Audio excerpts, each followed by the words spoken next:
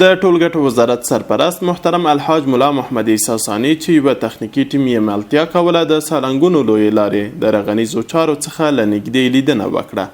د یاد وزارت سرپرست په دغه سفر کې د 14مې ګالرۍ له کاري بهیر د تونل له رغنیزو چارو او په دغه مسیر کې د سالنګونو د ساتنې او څارنې او د قراردادي شرکتونو له کرش پلانټونو، کانکریټ پلانټ او د ساختماني موادو له تولید څخه لیدنه وکړه.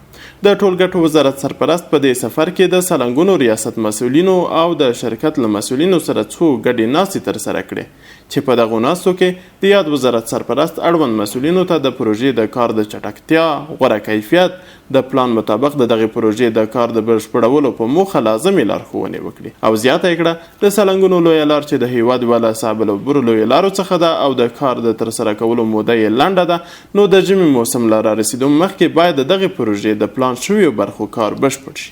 د سیمې خلک او مسافران د سالنګونو لویې لارې د کاري بهیر په پیلېدو خوښ دي او وایي ما باید خوشحال هستیم. خدا کنه که مقصد خوبتر تدوین شود، مثل سابق خود نشود که برای یک ما جور شود یک ما بعد بازم مثل سابق خود تخریب شود.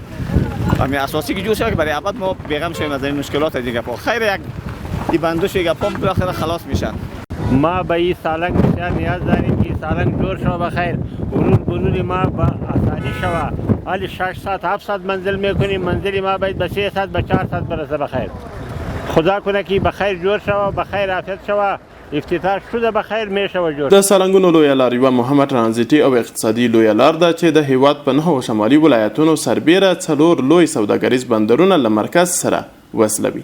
همدارنګه د یادونې وړ ده چې د یادې پروژې د کار په جریان کې زیات شمېر کسانو ته د کار زمینه هم برابره شوې ده. شازل مو ګران وطن زئی چې بیا کړو آباد، د خپل وران کور مسکن زئی چې بیا کړو آباد.